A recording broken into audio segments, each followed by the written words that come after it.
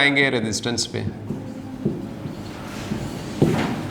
Resistance कैरी R equal to rho L over A. एक ये फॉर्मूला और दूसरा R equal to B over I. यहाँ से भी कैलकुलेट कर सकते हैं इसको, यहाँ से भी, दोनों से कैलकुलेट कर सकते हैं। ये इंपॉर्टेंट टॉपिक है, इसमें से क्वेश्चन बहुत ज़्यादा आते हैं पेपर में। फार्मूले बहुत ज़्यादा हैं इसमें, कम्बिनेशंस भी हैं इसके अंदर।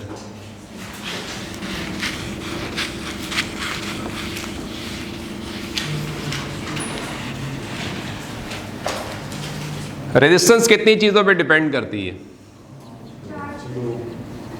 ये 4 फैक्टर्स पे डिपेंड करेगी।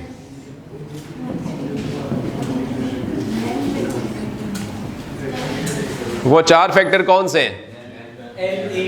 लेंथ है, एरिया है, ये रेजिस्टिविटी में 2 चीज़ें हैं, टेम्परेचर है और नेचर है। Temperature of the material and nature of the material, ये 4 चीज़ें हैं, ठीक है। जबकि इनमें ये क्या है? ये रेजिस्टिविटी है, ठीक है। जबकि रेजिस्टिविटी डिपेंड करती है 2 चीज़ों पे, नेचर एंड टेम्परेचर, ये 2 चीज़ों पे डिपेंड करती है। ये फ़र्क है इसमें। और रेजिस्टिविटी के लिए मटेरियल की डायमेंशन क्या होनी चाहिए? इसको हम डिफाइन भी करते हैं ना, resistance of a cubic metre substance. Resistance of a cubic यानी वॉल्यूम कितना होना चाहिए मटेरियल का? 1 मीटर क्यूब होना चाहिए। उस वक्त मटेरियल की जो रेजिस्टेंस होती है वही उसकी रेजिस्टिविटी होती है। वॉल्यूम कितना होना चाहिए? 1 मीटर क्यूब। उस वक्त मटेरियल की जो रेजिस्टेंस होती है वही उसकी रेजिस्टिविटी भी होती है। सो रेजिस्टेंस 4 चीज़ों पे डिपेंड करिए, लेंथ, एरिया, टेम्परेचर, नेचर। जबकि रेजिस्टिविटी 2 चीज़ों पे डिपेंड कर रही है, नेचर पे और टेम्परेचर पे। रेजिस्टिविटी मेजर कैसे करते हैं कि हम कोई भी कंडक्टर उसका वॉल्यूम 1 मीटर क्यूब रखते हैं, उसके बाद जो उसकी रेजिस्टेंस आती है वो एक्चुअली क्या हो जाती है? उसकी रेजिस्टिविटी कहलाती है, ठीक है। इसको एक नाम देते हैं स्पेसिफिक रेजिस्टेंस का।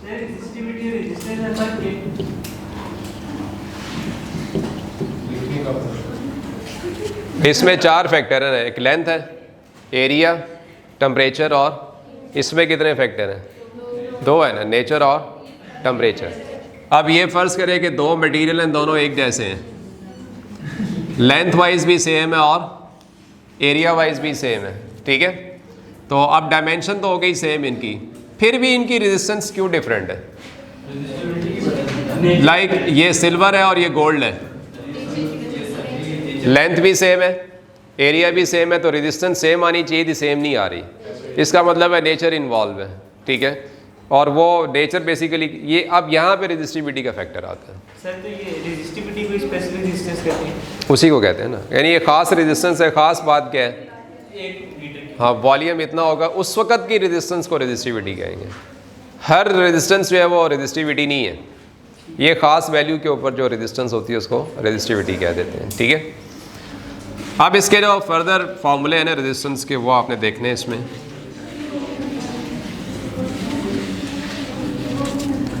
जैसे क्वेश्चन इसके आते हैं ना स्ट्रेच वाले, स्ट्रेच के केस में अगर आप वायर को स्ट्रेच करें तो फिर आपने फॉर्मूला यूज करना है n² r। वायर को स्ट्रेच करें ना, डबल कर लें, 3 टाइम कर लें, तो फिर फॉर्मूला होता है n² r। ये स्ट्रेच के केस में यूज करते हैं। n किसको रिप्रेजेंट कर रहा होगा इसमें? n रिप्रेजेंट करता है या तो लेंथ को या एरिया को, ये इसको रिप्रेजेंट करता है स्ट्रेच के केस में। अच्छा, स्ट्रेच के केस में याद रखें क्या क्या हो सकता है, इसकी पहचान क्या है? स्ट्रेच के केस में लेंथ इंक्रीज करेगी, साथ ही एरिया डिक्रीज करेगा। जैसे अगर मैं ये कहूँ ना कि हमने वायर को स्ट्रेच किया 2 टाइम्स, या वायर को स्ट्रेच किया, लेंथ डबल हो गई। दूसरे लफ्ज़ों में एक और क्वेश्चन होता है कि हमने वायर को स्ट्रेच किया, एरिया हाफ हो गया। ये इन दोनों का आंसर एक है, तो डबल हो जाती है, एरिया क्या हो जाता है, एरिया हाफ हो जाता है। ये दोनों आंसर एक ही आएंगे, ठीक है। तो आप फ़र्ज़ करें कि मैं ये स्टेटमेंट देता हूँ, जरूरी तो नहीं है कि लेंथ डबल हो तो एरिया हाफ ही हो। ये ज़रूरी है। वॉल्यूम का क्या रिलेशन है, एरिया इंटू लेंथ। वॉल्यूम अगर कांस्टेंट है तो एरिया का लेंथ के साथ क्या रिलेशन होगा, तो जब ये इंक्रीज़ होगा तो ये ज़रूरी है कि ये डिक्रीज़ होगा, वॉल्यूम कांस्टेंट होता है। जरूरी है लेकिन दोनों इक्वली डिक्रीज इंक्रीज होंगे तो जरूरी नहीं है ना, यानी कि नहीं 50 नहीं, मैंने ये लिखा है ना, यही तो ज़रूरी है। क्या रिलेशन है इसमें, इन्वर्स है, इक्वली इंक्रीज़ होगा, ये इक्वली डिक्रीज़ होगा। वो डबल होगा तो ये हाफ होगा ना, तभी वॉल्यूम कंजर्व रहेगा ना।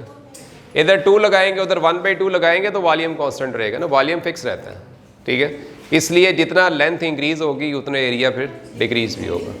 अब इसका क्वेश्चन देखें, इफ वी स्ट्रेच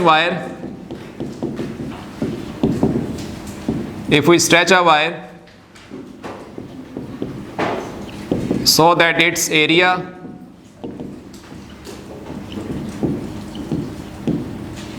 becomes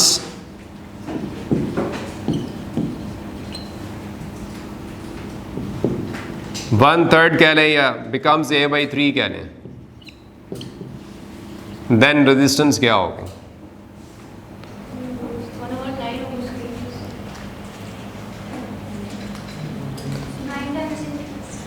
अब इधर 3 नीचे आ रहा है ना, एरिया 3 नीचे आ रहा है इसमें, आपने इधर 1/3 नहीं पुट करना। एक बात है ना कि इसमें आप थोड़ा सा सोचें कि जब स्ट्रेच करते हैं तो रेजिस्टेंस बढ़ती है, सिंपल सी बात है, स्ट्रेच करने से रेजिस्टेंस बढ़ती है। तो अगर उधर 1/3 आ गया तो मैंने 1/3 कर दिया तो R/9 हो जाएगा, ये गलत हो जाएगा। आपने बस ये देखना है कि कितने टाइम्स वो कम हुआ, वो वैल्यू देखनी है। 3 टाइम कम हुआ, आपने 3 पुट कर देना इधर, ठीक है। अब यही सवाल अगर होता है इसमें, क्या आंसर बनेगा वैसे इसका, इधर 3 पुट करेंगे, 3 का स्क्वायर 9R हो जाएगा, ठीक है। अब यही क्वेश्चन मैं यूँ लिखूँ, if we stretch a wire so that its length becomes 3L। अब ये 3 ऊपर आ गया ना, क्योंकि जाहिर बात है लेंथ इंक्रीज करती है, एरिया डिक्रीज करता है, लेकिन होता तो स्ट्रेच के केस में है ना, दोनों चीज़ें स्ट्रेच में ही हो रही होती हैं, आंसर तो एक जैसे ही आना चाहिए ना। तो ये 3 आपने पिक करना है और ये 3 आपने n की जगह पुट करना है, तो क्या आ जाएगा, ये 9 आ जाएगा, आंसर सेम आ जाएगा। तो ये जो स्क्वायर आ गया ना, ये एरिया को और लेंथ को डील करेगा, ठीक हो गया। अच्छा अब देखें इसमें जो क्वेश्चन में चेंज आ सकती है वो ये है, वो कहता है कि if we stretch a wire so that its radius becomes half, या 1/4 कर लें या हाफ कर लें, चलिए हाफ लिख लेते, becomes half, then new resistance will be 16 times। 8 times. ये फॉर्मूला रेडियस को और डायमीटर को रिप्रेजेंट नहीं करता। 8 टाइम्स। 16 times। जी इसमें हमारे पास रेडियस हाफ हुआ, एरिया पे क्या असर हुआ है, ये स्ट्रेच का ही सवाल है ना, फॉर्मूला यही है ना, n² ही आ रहा है लेट से, ठीक है। तो आप देखें एरिया इक्वल टू πr² होता है, रेडियस हाफ हुआ, एरिया 4 गुना कम हुआ, इसकी वजह से लेंथ 4 गुना वो ज़्यादा हो जाती है ना। अब आप रेडियस, ये फॉर्मूला रेडियस को रिप्रेजेंट नहीं करता, रेडियस से आप किस में जाएंगे, एरिया में। रेडियस हाफ हुआ तो एरिया कितने टाइम कम हुआ, हाँ आप ये 4 पिक करेंगे, 2 नहीं पिक करेंगे, आपने एरिया की वैल्यू पिक करनी है। तो अब आप यहाँ पे रेडियस हाफ हुआ लेकिन एरिया 4 गुना कम होगा, आप एरिया वाला पिक करेंगे नंबर, ठीक है। क्या आंसर आएगा, यहाँ 4 पुट करना है, 16R हो जाएगा, ठीक हो गया, 16R। अच्छा अब इसका फार्मूला बनाया जा सकता है, और बाज़ का ऐसा होता है कि जी क्वेश्चंस के अंदर जो है ना वो फार्मूले भी आना शुरू हो जाते हैं, ठीक है।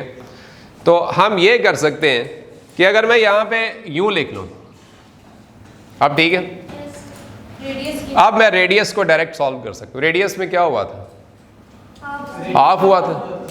2 आएगा इधर, 2 की पावर 4 16। अगर आपने ये फॉर्मूला रेडियस में अप्लाई करवाना है ना, तो फिर आप n स्क्वायर नहीं करेंगे, n 4 कर देंगे। अब ये रेडियस को या डायमीटर को रिप्रेजेंट कर, डायमीटर रेडियस एक ही बात है, उनका एक ही आंसर होता है हमेशा, क्योंकि r के ऊपर भी स्क्वायर होता है और d के ऊपर भी स्क्वायर होता है। ठीक है, तो अगर आपने स्ट्रेच वाले सवाल में रेडियस और डायमीटर का क्वेश्चन करना है तो फिर n स्क्वायर r नहीं लिखना, n 4r लिखना। जिसमें ए और डी आती है वो, जिसमें ए और डी आती है वो क्या करते a और d क्या चीज़ है? हैं? डायमीटर। वो तो एरिया की जगह यूँ लिख लेना। ये मैंने क्या लिखा, रेडियस बिकम्स हाफ। अब यहाँ पे सवाल क्या आ गया, डायमीटर बिकम्स हाफ, आंसर फिर यही होगा। आंसर ठीक है, यही है, लेकिन समझाते हैं डायमीटर के साथ क्या करते हैं। d स्क्वायर बाई 4, वही d ही आ गया ना स्क्वायर के साथ। अच्छा, वो नीचे 4 पास। वो 4 को नहीं पिक करते, वो कांस्टेंट है, कांस्टेंट को नहीं रखते हम लोग। ये तो हो गया ना स्ट्रेच का। वह कंप्रेस को डिस्कस करते हैं अभी, फिर उसके बाद उसको ख़त्म करते हैं। कंप्रेस में देखें क्या होगा इसके। कंप्रेस में जब आप वायर को कंप्रेस करते हैं ना, दोनों साइड से आप इसको कंप्रेस कर रहे हैं, तो इसका रिजल्ट क्या होता है कि लेंथ इंक्रीज करती है, सॉरी लेंथ डिक्रीज करती है, एरिया इंक्रीज करे। ओवरऑल रेजिस्टेंस पे क्या असर होता है? रेजिस्टेंस डिक्रीज करती है, ये भी पहचान है इसकी। कंप्रेस में रेजिस्टेंस कम हो जाती है, ये याद रखें। ठीक है, लेंथ कम होगी और एरिया ज़्यादा होगा। अब अगर मैं ये फॉर्मूला लिख रहा हूँ ना, इसमें फॉर्मूले में चेंज ज़रूर आएगी कंप्रेस के। ये फॉर्मूला क्या होगा? r by n square. इसमें n क्या रिप्रेजेंट करेगा? सेम लेंथ को या फिर एरिया को रिप्रेजेंट करेगा। n स्क्वायर लेंथ और एरिया के लिए होता है, n 4 किस लिए होता है? डायमीटर रेडियस के लिए होता है। बाकी क्वेश्चन को आप अंडरस्टैंड खुद करेंगे। देखें, इफ़ वी कंप्रेस, यहाँ पे लफ्ज़ आ रहा है जी compress a wire so that its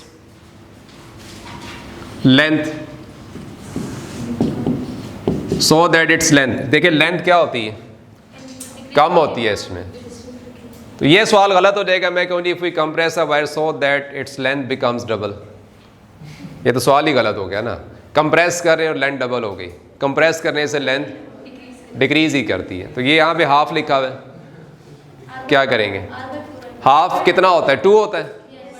ठीक है, आपने 1/2 नहीं पुट करना, आपने नंबर पिक करना है। 1/3 लिखा हुआ है, 1/3 नहीं पुट करना, आपने 3 पुट करना है। ठीक है, यहाँ पे 2 पुट कर लें तो क्या आएगा? तो r/2 पुट करेंगे, ये r/4 बन जाएगा स्क्वायर की वजह से। ठीक है, लेकिन अगर यही क्वेश्चन होता, if we compress a wire so that's its area से हम हट के चले रेडियस पे आ रहे हैं। रेडियस हाफ नहीं होगा क्योंकि एरिया इसमें क्या हो रहा है? ये एरिया रेडियस और डायमीटर इंक्रीज होते हैं, इसमें कंप्रेस में इंक्रीज होते हैं, सो that its radius become double कर लेते हैं। ये फॉर्मूला तो नहीं चलेगा। 16 से ये है कि इस फॉर्मूले से आपको पहले एरिया में जाना पड़ेगा ना, इस फॉर्मूले के लिए। डायमीटर, ये रेडियस क्या हुआ? रेडियस क्या हुआ? डबल हुआ। एरिया क्या होगा?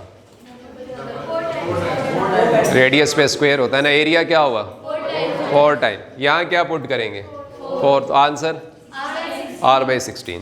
लेकिन अगर हम इसका फॉर्मूला ही बनाना चाहे रेडियस और डायमीटर, तो अगर आप ये फॉर्मूला ही बना लें तो ये फॉर्मूला बनेगा r/n4। ये फॉर्मूला एड्रेस करेगा रेडियस को और डायमीटर को। ठीक है ना, तो n की पावर 4 हो जाए तो रेडियस डायमीटर को डील करता है, अगर n की पावर 2 है तो वो लेंथ और एरिया को डील करता है। बाकी एक स्ट्रेच में जो n होगा वो मल्टीप्लाई होगा पावर जितनी भी है, और कंप्रेस में n क्या होगा? डिवाइड होगा, पावर जो भी है स्क्वायर है या 4 पावर है इसकी। ठीक है, तो ये अक्सर कंप्रेस स्ट्रेच के क्वेश्चन जो होते हैं ना, ये इंटी टेस्ट में आते हैं। रेजिस्टेंस का लेंथ के साथ क्या रिलेशन? डायरेक्ट के अलावा भी हो सकता है ना। देखें, एक तो ये फॉर्मूला हो गया ना, रेजिस्टेंस का लेंथ के साथ डायरेक्ट। ठीक है, लेकिन अगर वो ये कहे कि if volume is constant, length को डबल करें तो रेजिस्टेंस क्या होगी? अब तो ये फॉर्मूला ही फ्लॉप हो गया ना।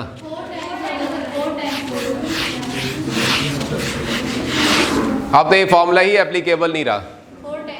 क्या इसमें प्रॉब्लम है? वॉल्यूम क्या है? कांस्टेंट है। इसमें वॉल्यूम आ रहा है, ये फॉर्मूला नहीं लगेगा। आपको वॉल्यूम लाना होगा इसमें। कैसे ला सकते हैं हम लोग?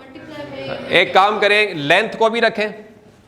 अगर मैं ये कर दूं कि इसको ना एरिया से मल्टीप्लाई डिवाइड कर दूं तो ये वॉल्यूम तो बन ही जाएगा। कहाँ बनेगा वॉल्यूम? ऊपर वॉल्यूम, नीचे, लेकिन लेंथ गायब हो जाएगी, फॉर्मूला फिर भी नहीं अप्लाई होगा। आप ऐसा करें कि लेंथ को रखें। क्वेश्चन ही लेंथ का है, क्वेश्चन ही लेंथ का है ना। तो आप क्या करें कि इस फॉर्मूले में हाँ जी लेंथ से मल्टीप्लाई भी करेंगे और लेंथ से डिवाइड भी करेंगे। तो ये ऊपर एल स्क्वायर, नीचे। अब ये इस सिचुएशन के अकॉर्डिंग फॉर्मूला ये बनता है, तो ये चीज़ आ जाएगी। अगर वॉल्यूम कांस्टेंट हो तो रेजिस्टेंस कितने टाइम बढ़ेगी? 4 times। अच्छा जी, नेक्स्ट पॉइंट हम डिस्कस करेंगे रेजिस्टेंस और उसके कम्बिनेशंस क्या होते हैं। देखें, कम्बिनेशंस में हमारे पास एक तो सीरीज़ कम्बिनेशन है, ठीक है जी। सीरीज़ कम्बिनेशन में क्या होता है कि जो दो रेजिस्टेंस हैं वो किस तरह से कनेक्ट होती हैं। देखें, सीरीज़ की पहचान क्या, आपने कीवर्ड्स पिक करने हैं। सबसे पहले इसके कीवर्ड्स क्या हैं, कैसे पता लगेगा जी कि ये सीरीज़ में ही लगा हुआ है, ठीक है। तो हमने क्या करना है जी, इसके कीवर्ड्स पिक करने हैं। कीवर्ड्स ये है कि फ़र्ज़ करें कि अगर वो कहता है जी कि करंट सेम है, ठीक है। अगर करंट सेम है तो उसका मतलब है कि रेजिस्टेंस सीरीज़ में लगे हुए हैं। दूसरा कीवर्ड क्या हो सकता है? दूसरा कीवर्ड ये है हमारे पास कि वोल्टेज डिवाइड हो रही है, ठीक है। दूसरा कीवर्ड है कि वोल्टेज क्या होगी, डिवाइड होगी, तो भी इसका मतलब सीरीज़ में, इससे भी पता लगता है। फिर इसके अलावा कीवर्ड क्या हो सकता है हमारे पास? इसके अलावा कीवर्ड ये कि वो लिखा होगा one and connected, one and connected, यानी एक एंड कनेक्ट हो, ठीक है। तो ये भी इसका एक कीवर्ड है। यहाँ से भी पता लगता है कि सीरीज़ किस रेजिस्टेंस किस में लगी हुई है, सीरीज़ में लगी हुई है, ठीक है। या फिर लिखा हो end to end connected, end to end connected, ये लिखा हो तो ये भी किस में आता है, ये भी सीरीज़ में आता है। क्लियर हो गया? कीवर्ड्स क्या है इसमें? करंट सेम होगा, फिर कीवर्ड क्या जी, वोल्टेज डिवाइड होगी, फिर कीवर्ड क्या है इसका, वन एंड कनेक्टेड होना चाहिए, यानी रेजिस्टेंस का एक एंड कनेक्ट होना चाहिए किसी रेजिस्टेंस के साथ, तो वो सीरीज़ में काउंट होती है। फिर कीवर्ड क्या है जी, एंड टू एंड कनेक्टेड हो, ठीक है, तो वो भी किस में आ जाएगा, सीरीज़ कम्बिनेशन में आ जाएगा। नेक्स्ट अगर हम इसमें देखें, इन पॉइंट्स के अलावा ये भी लिखा होता है कि जी रेजिस्टेंस मैक्सिमम है, इसका मतलब है कि आप उसको सीरीज़ में लगाएंगे। वो क्वेश्चन में लिखा होता है कि 3 रेजिस्टेंस है, उनकी मैक्सिमम बताएं, इसका मतलब है सीरीज़ में लगाना है आपने, ठीक है। या लिखा होगा कि करंट मिनिमम है, क्योंकि जब सीरीज़ में लगाते हैं तो रेजिस्टेंस इंक्रीज करती है और करंट क्या हो जाता है, करंट डिक्रीज करता है, ठीक है। तो हमारे पास अब इसमें नेक्स्ट देखें कि क्या होगा। फॉर एग्जाम्पल हमारे पास, क्योंकि ये कम्बिनेशन मैंने आपको कीवर्ड्स के बता दिए, ये आपको रिमाइंड करवाएंगे कि यार ये सीरीज़ कम्बिनेशन है। सीरीज़ में ऐड कैसे करते हैं? सीरीज़ में ऐड करते हैं इस तरह से, ये कम्बिनेशन हो गया, ये R1 हो गया, ये R2 हो गया, ये R3 हो गया। अब आप इनको ऐड कैसे करेंगे? यूँ ऐड करेंगे, R1 R2 R3 R4, ये सीरीज़ कम्बिनेशन को शो करता है, ठीक हो गया। अच्छा, अब इसका रिजल्ट क्या आएगा? इसका रिजल्ट ये है कि जो आपका आंसर आएगा वो लार्जर वैल्यू से भी लार्ज आएगा, जो आपका आंसर आएगा वो लार्जर वैल्यू से भी लार्ज आएगा, ठीक है। तो सीरीज़ कम्बिनेशन के ये पॉइंट्स हैं। अब इसके बाद जारी बात हम इसके क्वेश्चन भी देखेंगे, तो वहाँ से भी आपको ये क्लियर हो जाएगा। अब आते हैं इसके पैरेलल कम्बिनेशन की तरफ, के पैरेलल में हम लोग कैसे इसको ऐड करेंगे। तो पैरेलल कम्बिनेशन में आप देखें,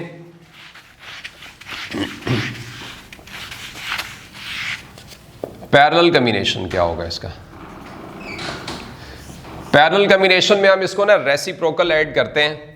पैरेलल कम्बिनेशन के कीवर्ड्स क्या हैं, पहले ये देखते हैं कीवर्ड्स, ठीक है। फर्स्ट ये कि जी उसने लिखा होगा थी बोथ एंड कनेक्टेड।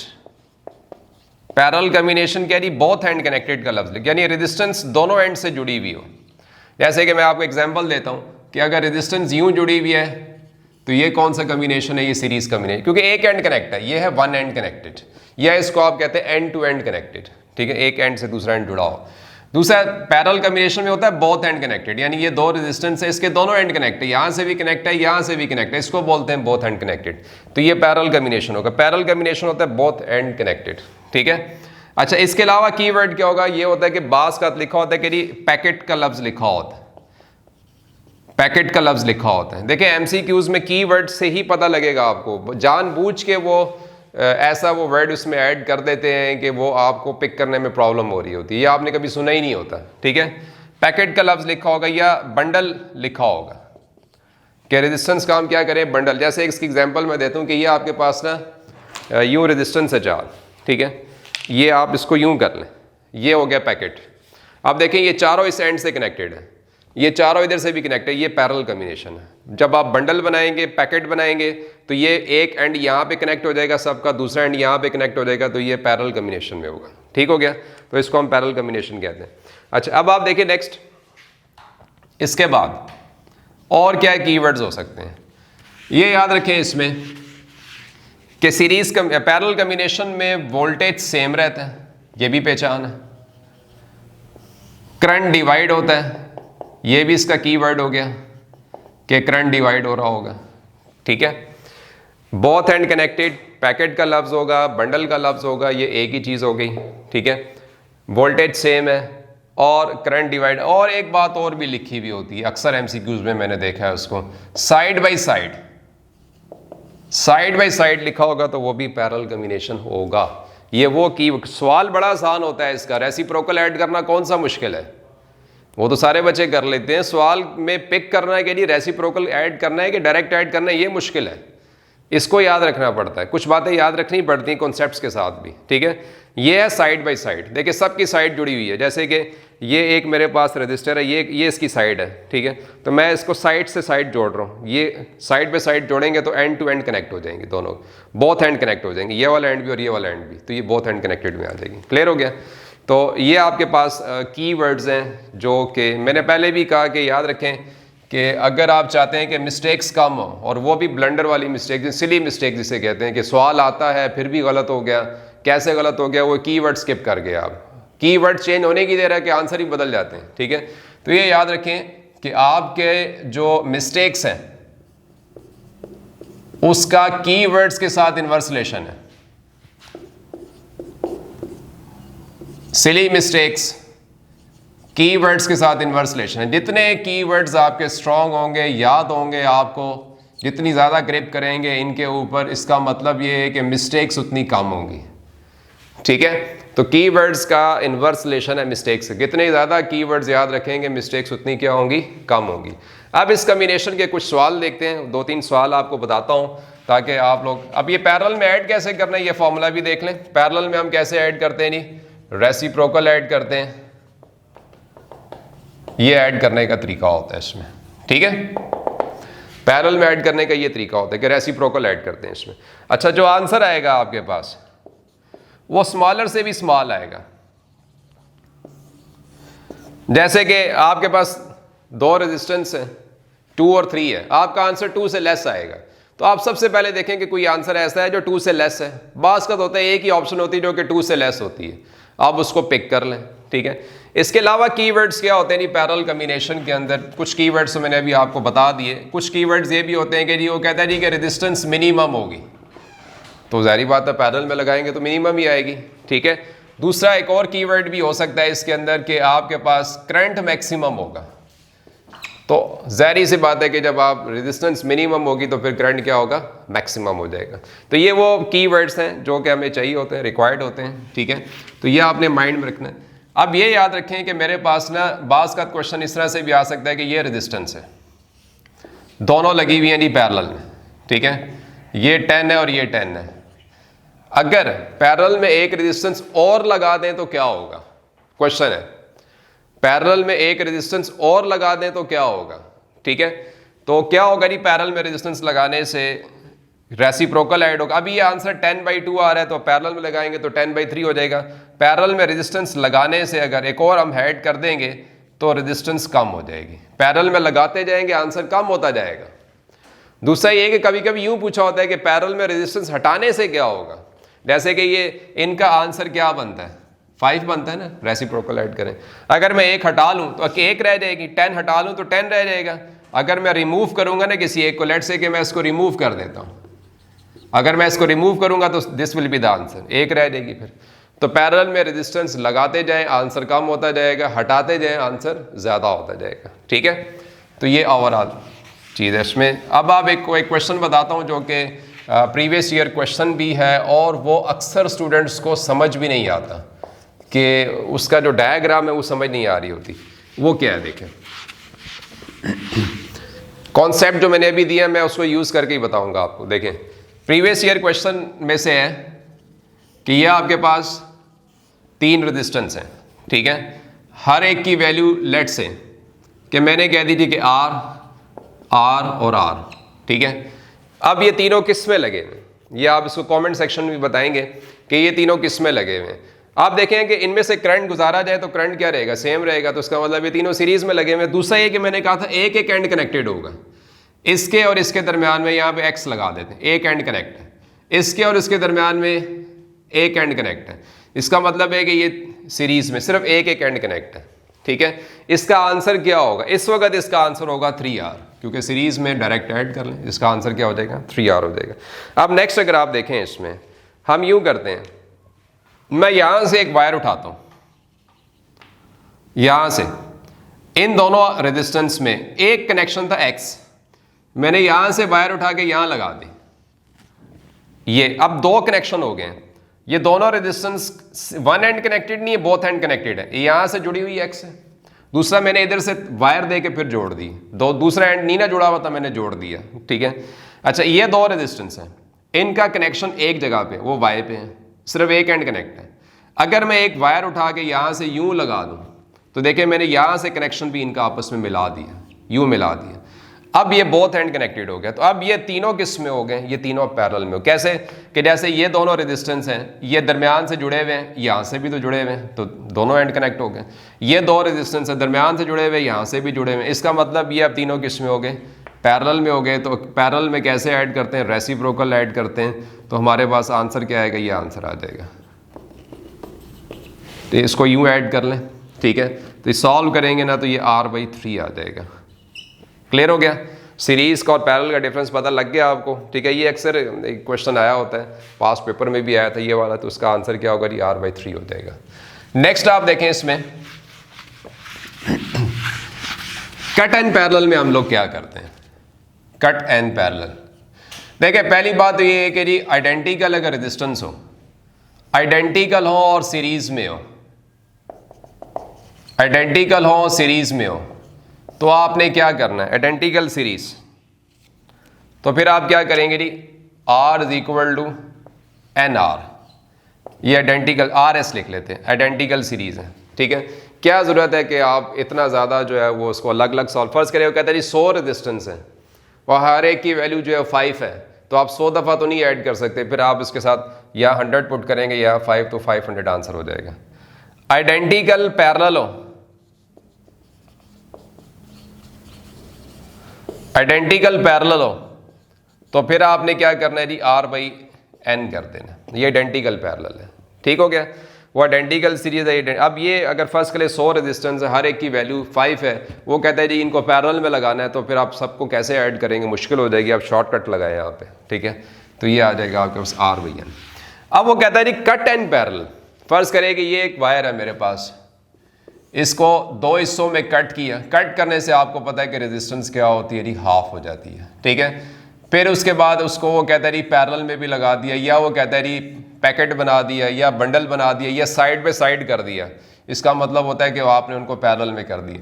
ये R/2 है, ये भी R/2 है। जब आप इसका रेसिप्रोकल करेंगे तो रेसिप्रोकल 1/, यूँ लिख लें इसको भी यूँ लिख लें, तो आप इसका रेसिप्रोकल सॉल्व करेंगे तो ये आ जाएगा R/4। ये किसका आ जाएगा जी, पहले कट किया फिर पैरेलल में लगाया। तो ये आपके पास, इसका शॉर्टकट बताता हूँ आपको, कट एंड पैरेलल में क्या करना, कट इन इक्वल पार्ट्स है, ये याद रखें। तो डायरेक्ट लिख रहा हूँ कट एंड पैरेलल में क्या करेंगे, ठीक है। कट एन पैरेलल में आपने क्या करना है जी, R P R divided by N square, ये कट एन पैरेलल है, ठीक है। अब अक्सर बच्चे क्लास में पूछ रहे होते हैं जी कट एंड सीरीज़ क्या होता है, तो मैं उन्हें कहता हूँ कि अगर कट करना था और सीरीज़ में लगाना था तो फिर कट ही क्यों किया था आपने, यानी कट करके सीरीज़ में लगाने का मतलब है यूं ही दोबारा लगा देना, ठीक है। कट एंड सीरीज़ में अगर वो पूछ ले तो आंसर आर ही होगा, कोई चेंज नहीं आएगी। यानी ये 2 वायर्स हैं मेरे पास, मैंने इनको कट किया, कट करके फिर यूँ लगा दिया तो ये तो वापस आ गई ना फिर, तो कट एंड सीरीज़ का मतलब है वापस आप उसको उसी कंडीशन में लगा देते हैं, ठीक है जी। ये क्लियर हो गया। मैंने इसमें क्या बताया कि जी कीवर्ड्स कौन से होते हैं सीरीज़ पैरेलल के, उसके बाद फिर उनके फॉर्मूले बता दिए, फिर उसके बाद मैंने इनको कट एंड पैरेलल में आपको बता दिए कि कैसे इसको सॉल्व करना है, तो ये इसके शॉर्टकट्स आपने याद रखने हैं, ठीक है। अच्छा, नेक्स्ट हम देखें कि सीरीज़ पैरेलल के अलावा भी कम्बिनेशन हैं। वो कम्बिनेशन ये है कि जिसको हम बोलते हैं बड़ा कॉमन सा व्हीटस्टोन ब्रिज, ठीक है। व्हीटस्टोन ब्रिज सीरीज़ पैरेलल में नहीं आता, इसलिए उसको अलग से डील करना पड़ता है, ठीक है। तो वो एक अलग टेक्निक है व्हीटस्टोन ब्रिज। वो व्हीटस्टोन ब्रिज टेक्निक क्या देखें, Wheatstone bridge also a combination, वो भी एक कम्बिनेशन ही है। को कह रही कि क्या ये सीरीज़ है या पैरेलल है, तो ना ये सीरीज़ है ना ही ये पैरेलल है, ये अपना ही एक इसका ज़ाहिर बात है कि एक सर्किट होता है, और बाद में जब हम उसको सॉल्व करते हैं एक टेक्निक से तो उसके बाद फिर हम लोग इसको सीरीज़ पैरेलल में ले आते हैं, ठीक है। व्हीटस्टोन ब्रिज की एक तो ये है कि हमें इसमें ना 5 रजिस्टर चाहिए होते हैं, ठीक है।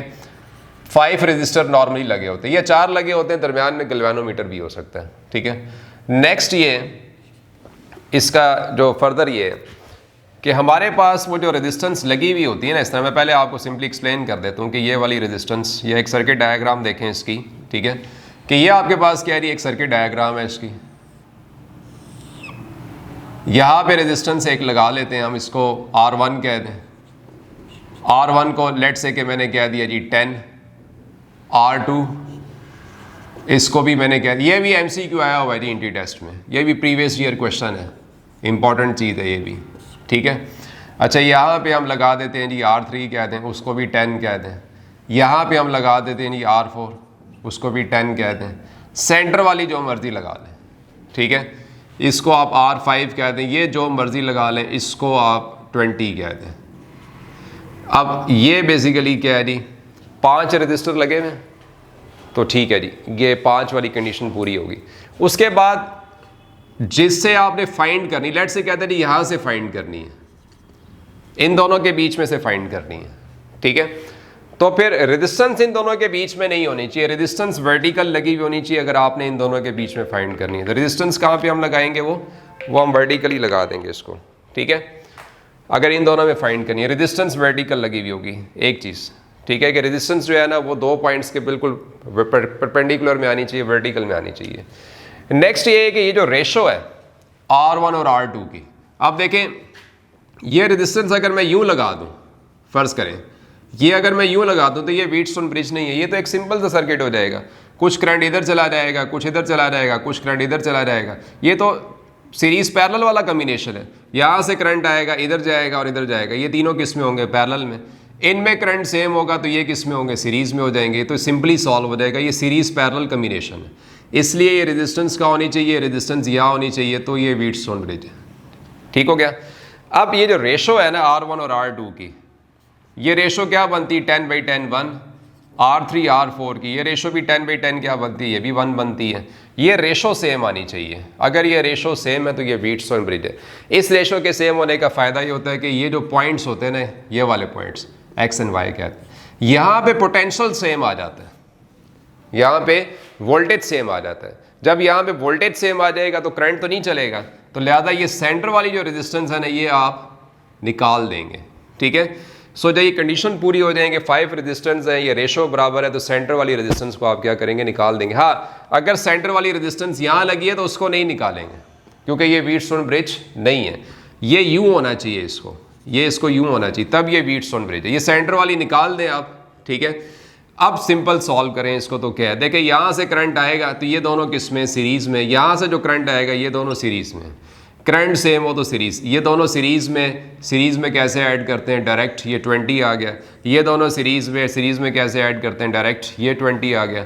20 और 20 दोनों पैरेलल में आ गए, यूँ लिख लें, 20 और 20 पैरेलल में आ गए। आइडेंटिकल पैरेलल का फॉर्मूला बताया था, डायरेक्ट वो लगा लें, R/N 20 / 2, ये आ जाएगा 10, ठीक है। तो ये 10 आंसर है। अब इसका एक शॉर्टकट ये भी है कि ये जो 4 रेजिस्टेंस हैं, अगर ये चारों एक जैसे हों, R1, R2, R3, R4, ये चारों अगर 10 के ही बराबर हैं तो आंसर भी क्या होगा, 10 ही होगा। सॉल्व करने की भी ज़रूरत नहीं है। हाँ, अगर डिफरेंट है तो सॉल्व कर लें, अगर सेम है तो फिर सॉल्व भी नहीं करना। ये शॉर्टकट है इसका। तो ये एक दफ़ा पास पेपर में क्वेश्चन आया था कि ये सारे एक जैसे थे और वही उसका आंसर था, शर्त बशर्ते कि ये व्हीटस्टोन ब्रिज हो। जी नेक्स्ट देखें, बेंडिंग अगर वायर की जाए तो उससे क्या होगा, ठीक है। मतलब बेंडिंग, एक बेंडिंग ये होती, बल्कि एक पंजाब टेक्स्ट बोर्ड में एक शॉर्ट क्वेश्चन भी है कि if we bend a wire तो रेजिस्टेंस पे क्या असर पड़ता है। उससे तो कोई असर नहीं पड़ता। वो असल में ये कहना चाह रहा होता है कि फ़र्ज़ करें कि ये एक वायर है, इसको बेंड करके यूं कर दें, इससे तो कोई फ़र्क नहीं पड़ेगा, वो लेंथ भी वही है, उसका एरिया भी वही है, तो वो वायर की रेजिस्टेंस वो इस केस में सही रहेगी कि एक वायर को बेंड करें तो रेजिस्टेंस क्या होती है, वो सेम होती है। लेकिन बेंड करके जब आप कोई शेप दे दें और शेप देने के बाद आप उसको अगर सॉल्व करेंगे तो फिर रेजिस्टेंस, यानी कि फॉर एग्जांपल बेंड करके ना एक स्ट्रेट वायर है मेरे पास, उसको मैंने बेंड करके ना सर्कल बना दिया। लेट्स से कि वो ये वायर थी, रेजिस्टेंस R थी, लेंथ L थी, मैंने उसको बेंड करके ना क्या किया, एक सर्कल बना दिया। जब मैं उसको सर्कल बनाऊंगा तो आधी लेंथ ऊपर इस्तेमाल हो जाएगी जिसको आप L/2 कहेंगे, आधी लेंथ नीचे इस्तेमाल होगी। तो जहाँ पे लेंथ L/2 है, रेजिस्टेंस R/2 है, इसकी रेजिस्टेंस भी क्या होगी, R/2 हो जाएगी। अब आप यहाँ पे देखें तो ये दोनों किस में है, पैरेलल में है ना। तो आप इसको सॉल्व करेंगे। बेंड करने का मतलब जब आपको शेप दे देंगे ना, सर्कल, स्क्वायर, ट्राइंगल, तो फिर आप उसको सॉल्व करेंगे, ठीक है। फिर चेंज आएगा। फिर वो कहते हैं इक्विवेलेंट रेजिस्टेंस बताएं क्या है। अब आप करंट चलाएं, आधा करंट इधर चला गया, कुछ करंट इधर भी चला गया, तो अब जब करंट डिवाइड होता है तो आपको याद है मैंने कहा था कि पैरेलल होता है और बोथ एंड कनेक्टेड भी आपको नज़र आ रहे हैं। अब आप इसको सॉल्व कर लें तो ये चीज़ आ जाएगी।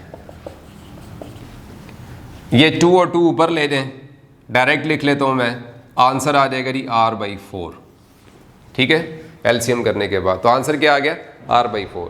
तो ये मतलब है बेंड करने का इसमें। अच्छा, ये एक सर्कल बनाया ना मैंने बेंड करके, सर्कल की 2 साइड्स बन जाएंगी, एक ऊपर वाली और एक नीचे वाली, ठीक है। इसी तरह से आप ना इसमें ट्राइंगल भी बना सकते हैं। जैसे कि फॉर एग्जांपल कि हम ये कहते हैं नहीं कि ट्राइंगल अगर बनाए तो क्या होगा, इन केस अगर हम ट्राइंगल बनाए तो क्या होगा। ट्राइंगल बनाने से किसी भी इक्विलैटरल ट्राइंगल तो रेजिस्टेंस हो जाएगी R/3, R/3 एंड R/3। अब वो कहते हैं किसी 2 कॉर्नर्स में से बताएं रेजिस्टेंस क्या होगी। अक्सर बच्चे क्या गलती करते हैं कि वो कहते हैं अच्छा 2 कॉर्नर से बतानी है तो फिर इसका मतलब वो R/3 होगी। वो गलत, ऑप्शन में होता है ये आंसर, लेकिन गलत हो जाएगा। एक्चुअली ये भी तो इसी से कनेक्ट है, ये जो ऊपर से आ रही है ना, ये भी तो इसी A और B से कनेक्ट है, नहीं 2 कॉर्नर में कनेक्ट है। इनमें अगर हम करंट चलाएँ तो करंट क्या होगा, सेम, इस दो डिवाइड हो रहा है। अब ये दोनों किस में हो गए, सीरीज़ में हो गए। सीरीज़ में दोनों को ऐड कर लें तो क्या आ जाएगा, ऐड कर लें, डायरेक्ट ऐड हो जाएगा, 2R/3 आ जाएगा और यहाँ पे क्या आ जाएगा, R/3 आ जाएगा। अब दोनों को देखें, दोनों किस में आ रहे हैं, पैरेलल में आ रहे हैं। अगर ये दोनों पैरेलल में कैसे ऐड करते हैं, रेसिप्रोकल ऐड करते हैं। तो जब आप इनका रेसिप्रोकल ऐड करेंगे तो आपके पास ये आ जाएगा 1/2R/3 R/3। ये 3 ऊपर शिफ्ट कर लें तो ये आपके पास आ जाएगा 3/2R, 3/2R। अब इनको सॉल्व कर लें तो ये आ जाएगा जी 2R, ये आ जाएगा 3, इधर उधर आप इसको शिफ्ट करेंगे 6, तो ये रेसिप्रोकल था, इसको सीधा कर लें तो ये 2R/9 आ जाएगा, ठीक है। तो ये इसको सॉल्व करने का तरीका है। इसी तरह से आप क्या बना सकते हैं, स्क्वायर बना सकते हैं। इसी तरह से आप पेंटागोन बना सकते हैं, हेक्सागोन बना सकते हैं। इसको आप शॉर्टकट भी लगा सकते हैं। अब देखिए ट्राइंगल में कितनी साइड्स होती हैं, 3 साइड्स होती हैं। तो अगर बेंड करके कोई शेप बनानी है, सर्कल, ट्राइंगल, तो उसका तरीका क्या है कि आप शॉर्टकट लगाएंगे इस पर, और वो कह रही n-1R/n²। अब यही जो आंसर मैंने इतने लेंथी प्रोसेस से निकाला है, ये शॉर्टकट से भी निकल सकता है। एक ट्राइंगल की कितनी साइड्स होती हैं, 3 साइड्स होती हैं। आप 3 पुट करेंगे, 3 में से 1 निकला, 2 आ गया, 3 का स्क्वायर हो गया, 9 आ गया, तो 2R/9 इसका आंसर आ जाएगा, ठीक है। सर्कल पे अगर अप्लाई करेंगे तो सर्कल की 2 साइड्स लेंगे, एक ये ऊपर वाली और एक ये नीचे वाली, 2 पुट कर देंगे, n-1 यानी 2 - 1 ये 1 ही हो गया, R/2, 2 का स्क्वायर 4, R/4 आंसर आ जाएगा। इसी तरह से अगर वो कहता है जी स्क्वायर है, स्क्वायर में 4 साइडें होंगी, 4 साइड आप n की जगह 4 पुट करेंगे तो वो सॉल्व करके 3r/16 आ जाएगा। फिर क्लियर हो गया कि बेंड करने से क्या होगा।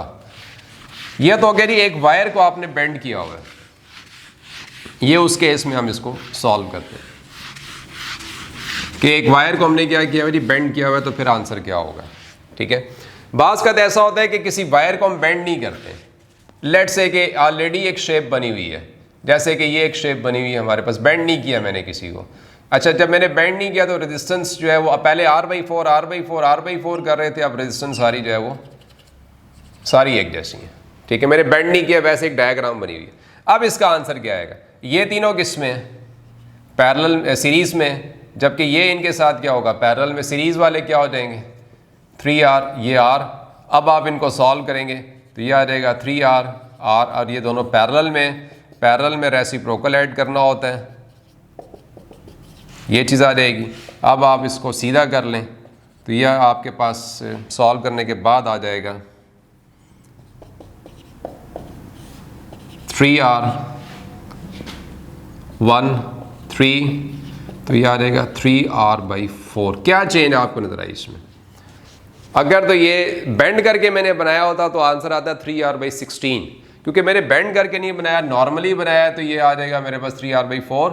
इस तरह की शेप हो, ट्राइंगल हो सकती है, पेंटागन हो सकता है, सर्कल बना हुआ हो, बेंड करके नहीं बनाना, ऑलरेडी बना हुआ हो, तो उसका फॉर्मूला होगा, सर्कल की 2 साइड हैं, ट्राइंगल की 3 है, स्क्वायर की 4 है, तो उसके लिए फॉर्मूला आपने लगाना है यहाँ पे n-1 r divided by n। अब यही फॉर्मूला आप लगाएं, बेंड नहीं किया, वैसे एक डायग्राम बनी हुई थी, यही फॉर्मूला लगाएं। सर्कल में 4 होती, इसमें स्क्वायर में 4 होती, 4 पुट करें, 3r/4 आंसर आ जाएगा इसका। ठीक है, तो ये थे बेंड वाले क्वेश्चन कि आपने बेंड को कैसे सॉल्व करना है। ठीक है जी।